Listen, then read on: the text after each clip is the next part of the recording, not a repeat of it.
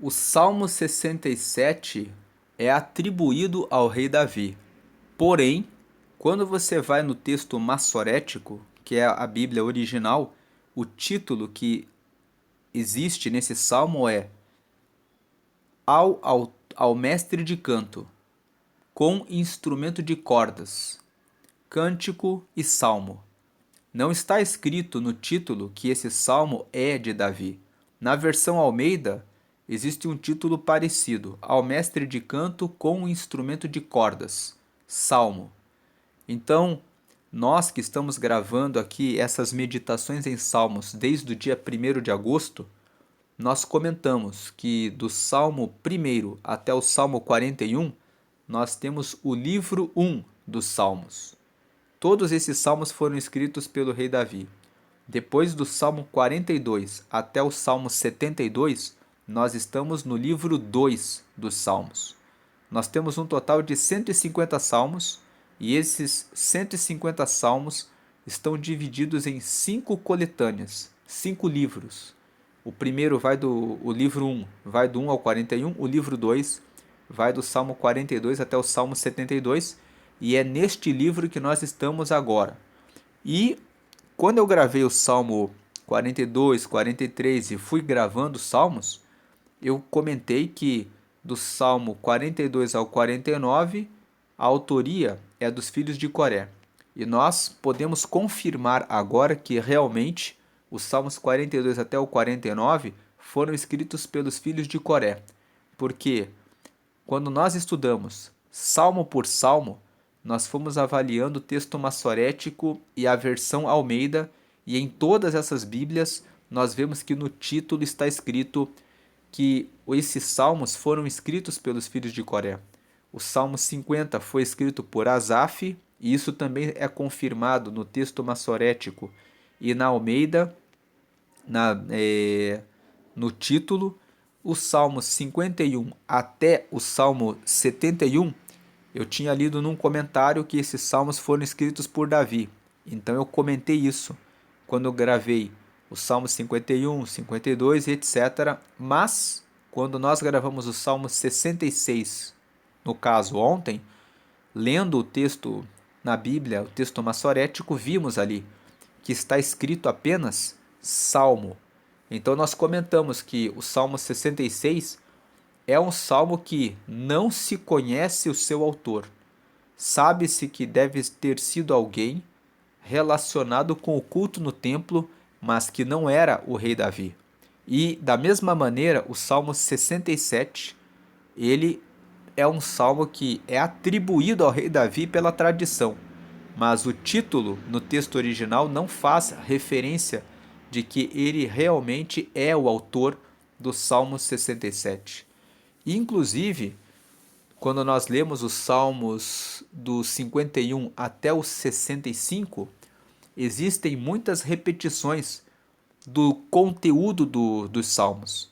Os Salmos, se nós tiramos o Salmo 51 até o Salmo 65, nós vemos que muitos desses salmos falam de traição, perseguição, infidelidade, angústia no meio de perseguições, que correspondem às várias circunstâncias em que o rei Davi se encontrou.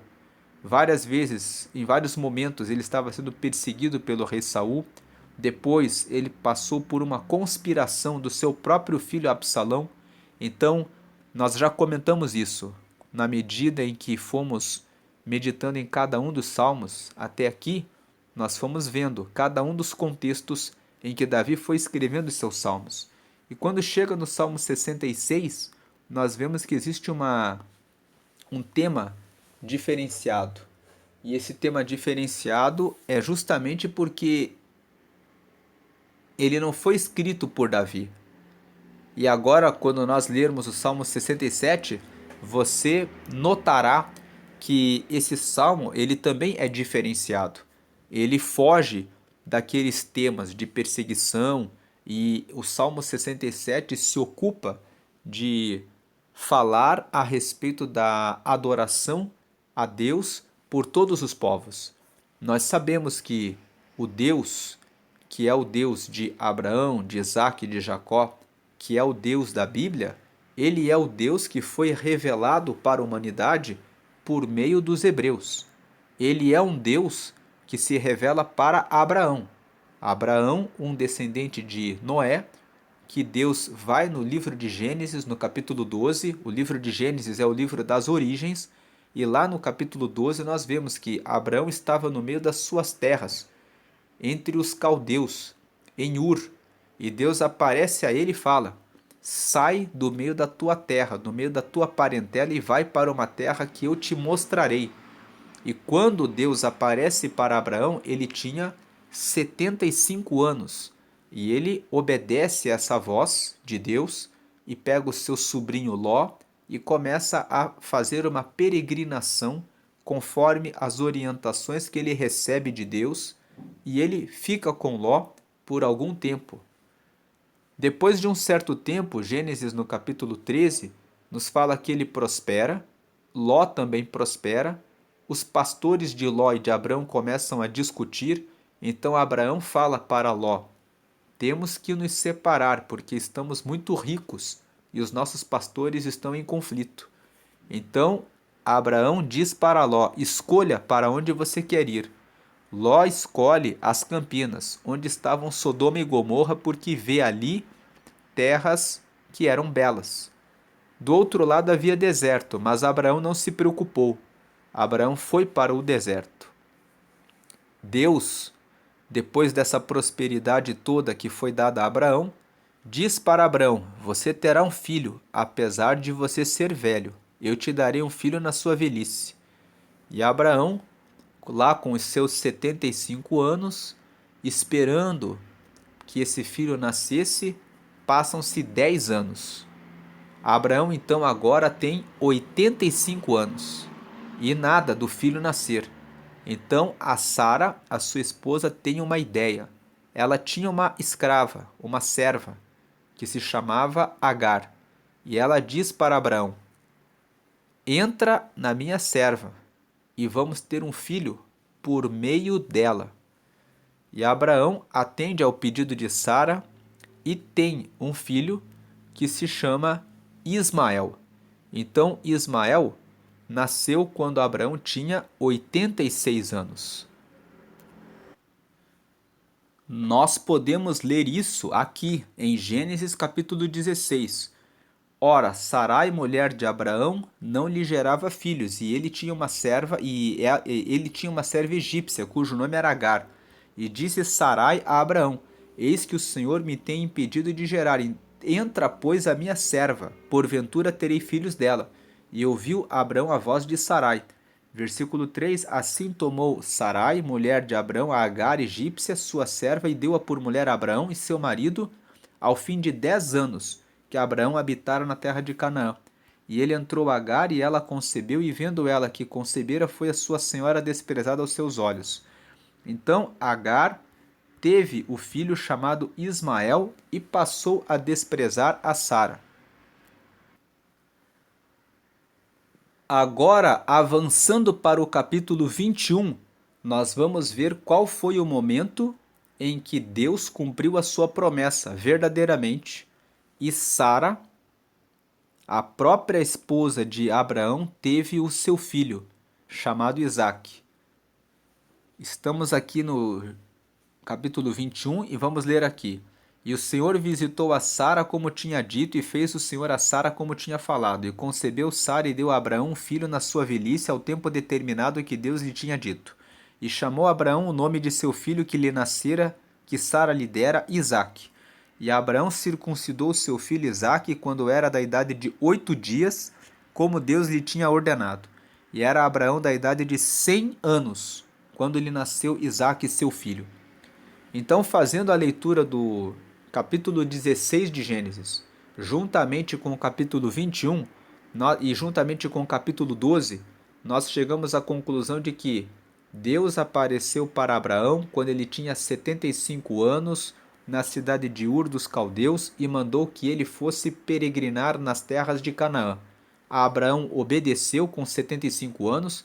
No capítulo 16, e Deus fez uma promessa que daria filhos para ele e para Sara. No capítulo 16, nós lemos, já tinham se passado 10 anos que eles estavam peregrinando e nada de nascer um filho. Então a Sara teve a ideia de entregar Agar para que Abraão tivesse um filho. Eles tiveram um filho que se chamou Ismael. Então Ismael nasceu quando Abraão tinha 86 anos. Mas Deus apareceu para eles e disse: Eu disse que eu vou dar um filho de vocês, não vai ser filho de escravos. Então, de 86 anos até 100 anos, foram mais 14 anos. Podemos dizer que Abraão esperou 25 anos para ter o seu filho.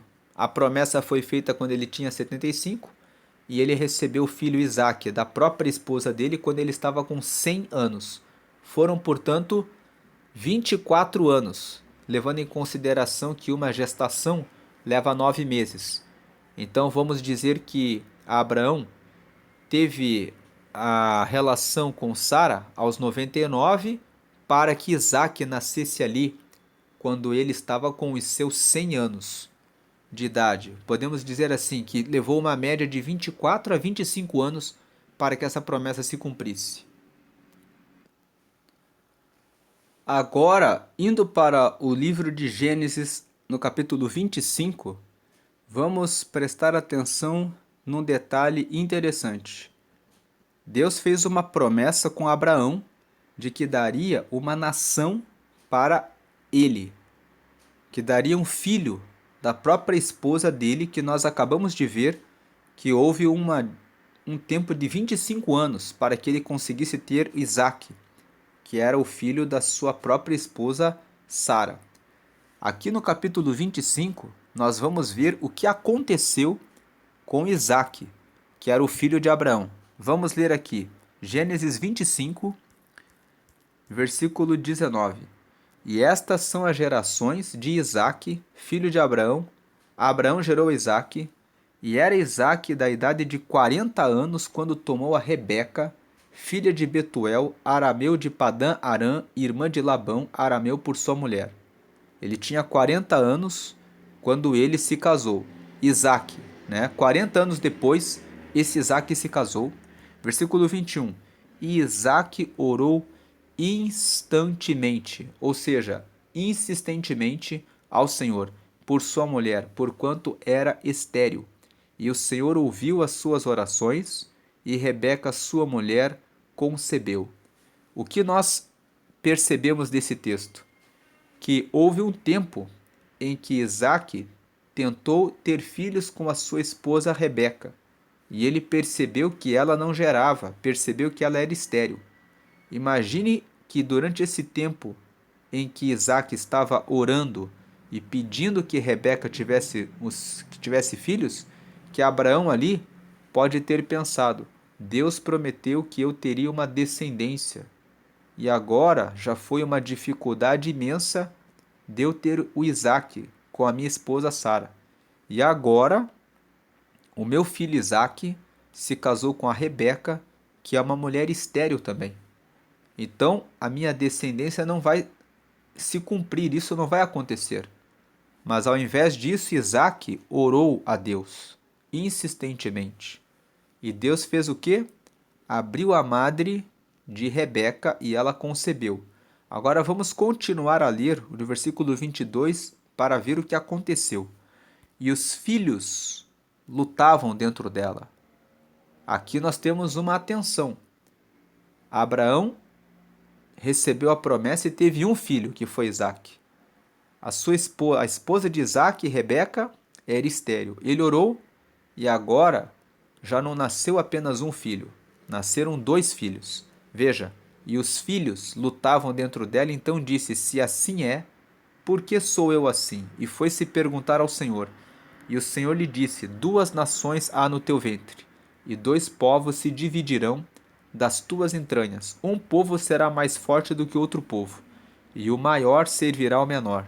E cumprindo-se os seus dias para dar à luz, eis gêmeos no seu ventre. E saiu o primeiro, ruivo e todo como uma veste cabeluda, por isso chamaram o seu nome Esaú. E depois saiu seu irmão, agarrada sua mão ao calcanhar de Esaú, por isso se chamou seu nome Jacó. E era Isaque da idade de 60 anos quando os gerou. Veja que ele se casou com Rebeca aos 40 anos e ele orou durante 20 anos para que Rebeca concebesse. Quando ela concebeu, ela deu à luz a gêmeos. Esse Jacó é aquele que mais tarde lutou com Deus. Jacó significa suplantador, enganador, trapaceiro.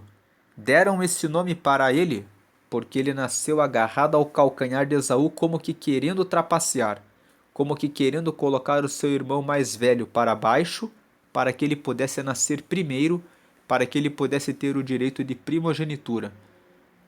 E mais tarde, Jacó vende um prato de sopa para o seu irmão Esaú em troca do direito de primogenitura. Vamos continuar aqui a leitura. Veja, versículo 27. E cresceram os meninos, e Esaú foi varão perito na caça, varão do campo, mas Jacó era varão simples, habitando em tendas. Versículo 28. E amava Isaque a Esaú, porque a caça era de seu gosto, mas Rebeca amava Jacó. 29. E Jacó cozera um guisado, e veio Esaú do campo, e estava ele cansado.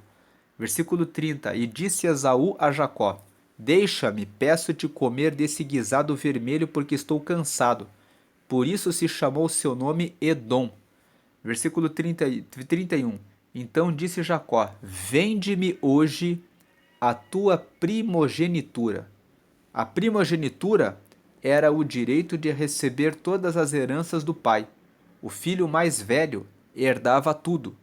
Então, logo no nascimento, quando Jacó nasceu com a sua mão agarrada ao calcanhar do seu irmão, ele recebeu o nome de trapaceiro, recebeu o nome de enganador, porque ele quis tomar o direito de ser primeiro em relação ao seu irmão gêmeo desde o nascimento.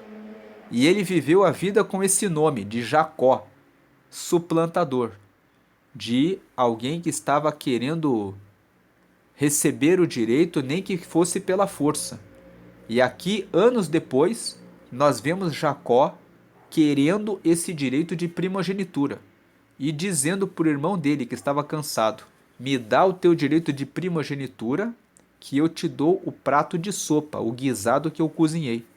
Versículo 32. E disse Esaú: Eis que estou a ponto de morrer, e para que me servirá logo a primogenitura?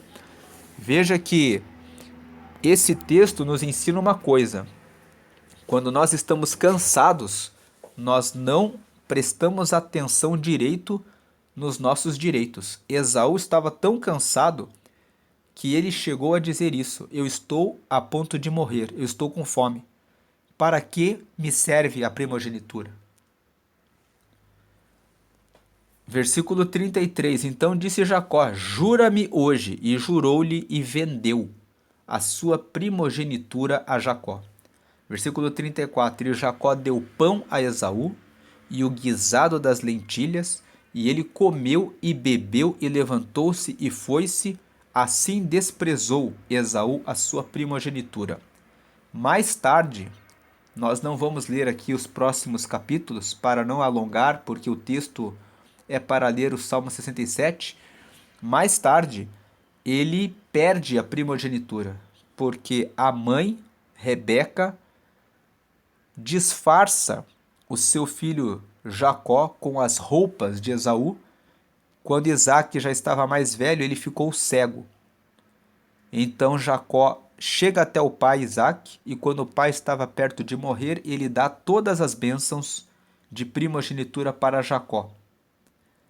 E Esaú chega depois com a preparação de um prato de refeição que Isaque tinha pedido que ele preparasse para abençoá-lo. O que acontece é que quando Isaque fica bem velho, ele sabe que já vai morrer, ele está cego, ele chama Esaú, que era o filho preferido dele, e fala: eu já estou para morrer, e eu quero que você vá, pegue uma caça, prepare um prato, eu vou me alimentar e vou te dar as bênçãos. Rebeca escuta isso, disfarça Jacó, prepara o prato de comida para o seu pai, ele era o esposo dela, então ela prepara um bom alimento. Jacó apresenta para o seu pai, diz que é Esaú, engana o seu pai.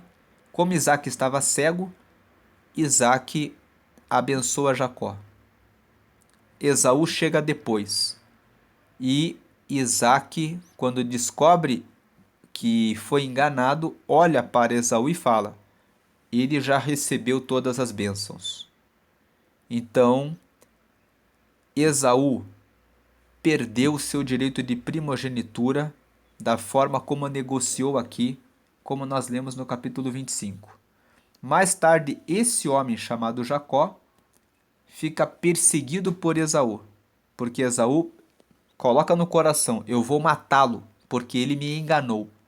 Então a Rebeca manda Jacó ir para a casa do seu irmão Labão, que ficava em Padã Arã. Jacó tem que fugir e fica durante 14 anos trabalhando para o seu tio Labão, numa terra distante, para fugir de Esaú por causa dessa trapaça. Lá em Padã Arã, trabalhando para o seu tio Labão, ele trabalha 7 anos, ele vê a Raquel, que no caso era filha de Labão, portanto a sua prima, e ele pede para se casar com a Raquel. E Labão fala: você vai trabalhar 7 anos para mim e eu te darei Raquel. Ele trabalha 7 anos. Na noite de núpcias, ele é trapaceado. O Labão coloca a irmã mais velha, que no caso também era prima dele, que era Leia. Em algumas versões a Bíblia fala que é Lia. E ele se deitou com Lia. No dia seguinte, quando ele acorda, ele chega para o tio dele, o Labão, e fala: que negócio é esse que você me deu a irmã mais velha, sendo que eu trabalhei 7 anos para casar com Raquel, a mais nova? Labão fala para ele: não se faz assim aqui. Primeiro casa a mais velha e depois a mais nova, mas eu vou te dar a Raquel nessa noite e você vai trabalhar para mim mais 7 anos. E assim, Jacó trabalhou 14 anos para que pudesse se casar com Raquel. Assim como ele trapaceou Esaú, mais tarde o seu tio o trapaceou nesse negócio da mulher. Depois, Jacó trabalhou vários anos para Labão, cuidando do rebanho de Labão, e Labão o enganou várias vezes. Mas, durante esse tempo em que Jacó esteve lá, ele teve a chance de conhecer a Deus, e Deus o abençoou. Indo aqui no capítulo 31 de Gênesis, nós vemos aqui o que aconteceu depois que ele estava casado com Leia e Raquel. Vamos ler aqui do capítulo 31, do versículo 1 até o versículo 7. Então ouvi as palavras dos filhos de Labão, que diziam: Jacó tem tomado tudo que era do nosso pai, e do que era de nosso pai fez ele toda essa glória.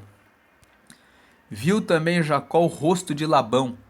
Labão era o pai de Leia e de Raquel, as primas com quem Jacó se casou. Ele era o tio de Jacó. Viu também Jacó o rosto de Labão, e eis que não era para com ele como dantes. E disse o Senhor a Jacó: torna a terra dos teus pais, e a tua parentela, e eu serei contigo.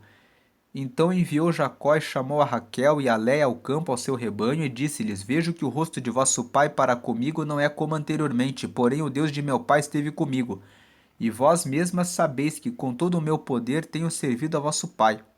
Mas vosso pai me enganou e mudou o salário 10 vezes.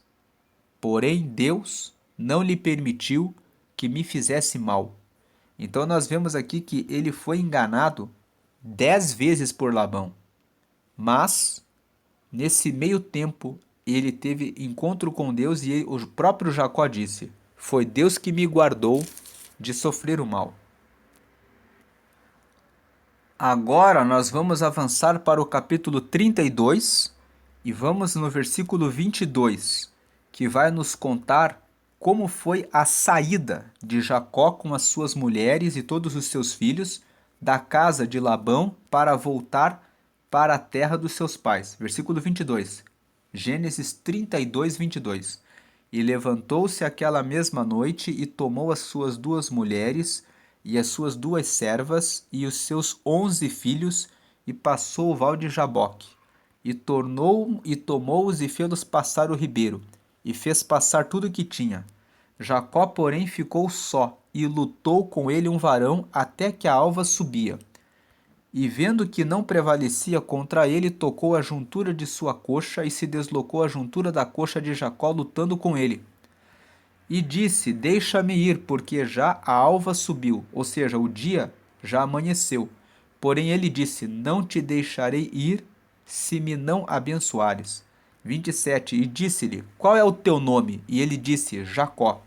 Versículo 28. Então disse: Não se chamará mais o teu nome Jacó, mas Israel, pois como príncipe lutaste com Deus e com os homens e prevaleceste. Versículo 29. E Jacó lhe perguntou e disse: Dá-me, peço-te a saber o teu nome. E disse: Por que perguntas pelo meu nome? E abençoou-o ali.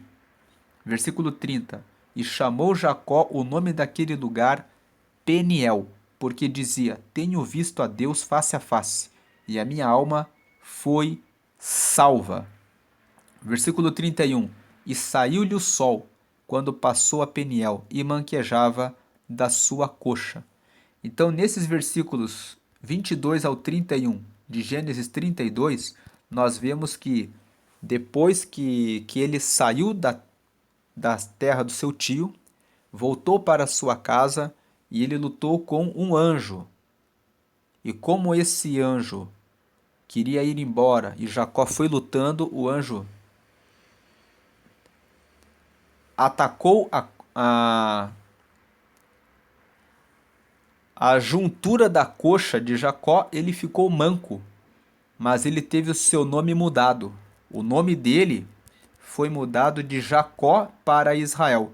Nós vemos aqui que o anjo perguntou para ele, versículo 27, qual é o teu nome? Ele disse Jacó.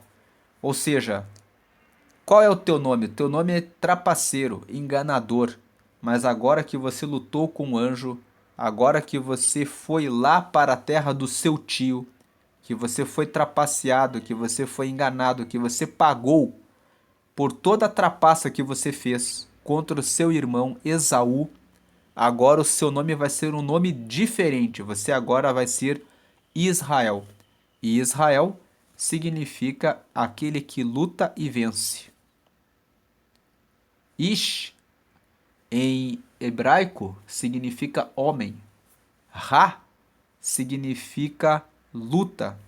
E El significa Deus. Então, Israel significa aquele que lutou e venceu, aquele que luta contra Deus. Não no sentido de que ele vai contra Deus, mas no sentido de que ele lutou contra Deus, contra o seu destino, que se chamava ser enganador e trapaceiro. Ele lutou contra o destino dele de sair da terra do tio dele com as suas esposas e ficar carregando aquela maldição de sempre ser enganador. Quando ele lutou contra Deus, contra o anjo, Deus falou: Eu vou mudar o seu nome agora. Agora você vai ser abençoado. Você vai voltar para a sua terra e você vai ser abençoado. E Jacó aqui já estava com seus 12 filhos. O texto aqui nos fala 11, que nós lemos aqui que ele saiu com 11, aqui no versículo 22, e levantou-se aquela mesma noite e tomou as suas 2 mulheres e as suas 2 servas e os seus 11 filhos, porque se você ler os capítulos anteriores, no meio do caminho, ele ainda não tinha tido o filho mais novo, que se chamava Benjamim. O Benjamim, que era o último filho, nasceu posteriormente. Mas depois ele teve Benjamim e completou 12 filhos. Esses 12 filhos tiveram filhos e netos e bisnetos e formaram as 12 tribos de Israel. E Deus abençoou esse povo que ficou durante ele, o Jacó e os seus 12 filhos, se multiplicaram e Deus, quando você lê o livro de Êxodo, Números, Levítico e Deuteronômio, Gênesis, Êxodo, Levítico, Números e Deuteronômio, você vê o crescimento dessas tribos e a formação da nação de Israel. E quando você lê o livro de Êxodo, de Levítico, de Números e de Deuteronômio, você consegue perceber muitos sinais e maravilhas que Deus operou no meio desse povo, revelando o seu poder. E agora, o autor do Salmo 67 vai falar a respeito de tudo isso, dizendo que é bom que não só Israel, mas todos adorem a Deus. E agora nós chegamos no Salmo 67, que é um salmo curto. Ele tem apenas 7 versículos, mas era necessário fazer essa introdução para entendermos o que o autor do Salmo 67 está pensando. O Salmo 67 foi escrito, como eu falei, por alguém que quer manifestar a adoração universal de Deus. E ele escreveu, versículo 1: Deus tenha misericórdia de nós e nos abençoe, e faça resplandecer o seu rosto sobre nós.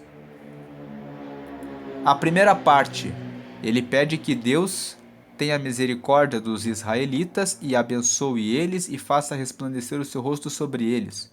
Aí tem um selá, que significa pausa.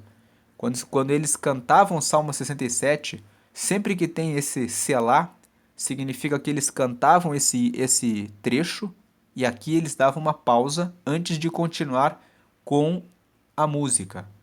Tem essa pausa e eles continuam. Para que se conheça na terra o teu caminho e em todas as nações a tua salvação.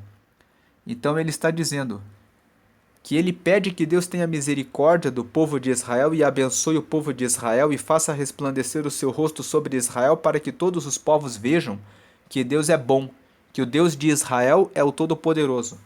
Então ele está pedindo que Deus abençoe o povo de Israel para que todas as pessoas honrem o Deus de Israel. Então o que ele está buscando quando ele escreve o Salmo 67 é um desejo de que todos os povos e de todas as línguas e de todas as nações adorem ao Deus de Israel.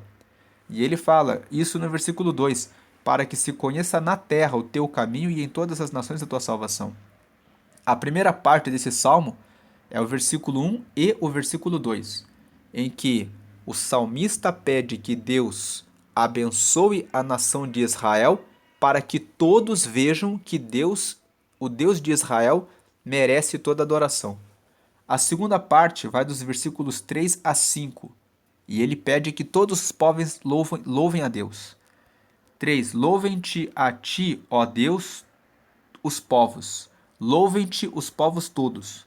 Alegrem-se e regozijem-se as nações, pois julgarás os povos com equidade, e governarás as nações sobre a terra. Louvem-te a ti, ó Deus, os povos. Louvem-te os povos todos. Aqui no final do versículo 4 tem um selá.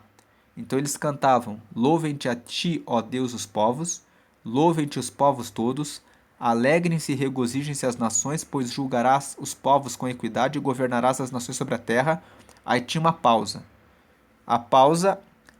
Essa pausa, ela é musical e ela também é de reflexão.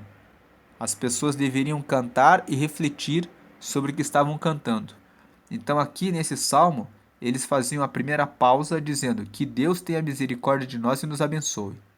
Aí, na música que eles cantavam assim: para que Deus seja reconhecido sobre a terra, para que todos louvem o nome dele e para que todos se alegrem nele. Versículos 2, 3 e 4. Que louvem ao nome dele. A última parte do salmo fala: então a terra dará o seu fruto e Deus, o nosso Deus, nos abençoará. Deus nos abençoará e todas as extremidades da terra o temerão. Ele está dizendo que no momento em que todos louvarem a Deus, Deus fará com que a sua terra continue sendo abençoada. O povo de Israel vai continuar tendo as suas terras, dando o seu fruto, e Deus, o nosso Deus, nos abençoará. Deus nos abençoará e todas as extremidades da terra o temerão. Uma aplicação prática desse Salmo 67, dessa leitura que nós fizemos, é que nós, como povo de Deus, devemos pedir a Deus que nos abençoe e devemos pregar a palavra de Deus para que Deus seja conhecido pelas pessoas ao nosso redor. E quando nós pregamos o reino de Deus, Deus se alegra conosco e Ele faz com que nós tenhamos prosperidade. Ele faz com que a nossa terra dê o seu fruto cada vez mais e mais, para que as pessoas vejam que Ele realmente é Deus na nossa vida. Nós nos alegramos de ver que Deus está sendo honrado, sendo conhecido pelos nossos vizinhos e pelas pessoas à nossa volta, e ao mesmo tempo somos abençoados porque Deus se alegra de fazermos isso. Vamos lembrar do texto de João, no capítulo 15. Entrando em João capítulo 15, Jesus disse aos seus discípulos: Eu sou a videira verdadeira e meu Pai é o lavrador. Toda a vara em mim que não dá fruto, a tira, e limpa toda aquela que dá fruto para que dê mais fruto. Então nós vemos aqui que Jesus, indo nessa ideia de que devemos pregar para as pessoas à nossa volta e Deus nos prospera, ele mesmo fala que ele é a videira verdadeira, que o Pai, Deus, é o lavrador, que toda a vara, nós somos como varas que estamos presos nele, e que toda a vara que não dá fruto, ele tira, e limpa aquela que dá fruto. Aí no versículo, para que dê mais fruto. Versículo 3, vós já estáis limpos pela palavra que vos tenho falado, estai em mim e eu em vós. Como a vara de si mesma não pode dar fruto se não estiver na videira, assim também vós, se não estiverdes em mim. Eu sou a videira, vós as varas. Quem está em mim e eu nele, este dá muito fruto, porque sem mim nada podereis fazer. Então, o Salmo 67, ele pode ter uma aplicação prática, no sentido de que, assim como o salmista se preocupa em pedir a Deus que abençoe Israel, para que todos os povos conheçam que o Deus de Israel é o Deus de todos, e ele merece adoração universal, e assim Deus continuará prosperando Israel, nós que somos os filhos de Deus, devemos, assim como o salmista do Salmo 67 pede, ter o desejo de pedir a Deus, nos abençoa para que os nossos vizinhos e as pessoas à nossa volta vejam que o Senhor é Deus. E assim todos louvarão o teu nome e honrarão ao Senhor, e nós teremos a adoração universal ao único e verdadeiro Deus. E continuaremos a prosperar. Essa é a meditação do Salmo 67 e hoje é dia 6 de outubro e todos os dias nós meditamos no livro de Provérbios. Provérbios tem 31 capítulos, nós estamos no mês de outubro que tem 31 dias, então eu vou deixar aqui um vídeo chamado Leituras em Provérbios, Leituras no capítulo 6 de Provérbios, para que você possa meditar no capítulo 6 de Provérbios e tome conhecimento a respeito de novas instruções. Provérbios é um livro que traz conselhos e permite que você tenha decisões inteligentes e sábias, prudentes, com conselhos e instrução para fazer o seu caminho prosperar. Por isso nós meditamos em Provérbios 12 vezes no ano. A maior parte dos dias do ano tem 30 a 31 dias. Nós encaixamos o livro de Provérbios para ser lido todos os meses, e quem lê Provérbios por 2 anos e aplica, se torna mais sábio. E quem lê Provérbios durante 5 anos e aplica, se torna mais próspero em todas as áreas. Então vou deixar aqui leituras no capítulo 6 de Provérbios e do lado o botão para que você se inscreva no canal. Deus abençoe a sua vida hoje e sempre, amém.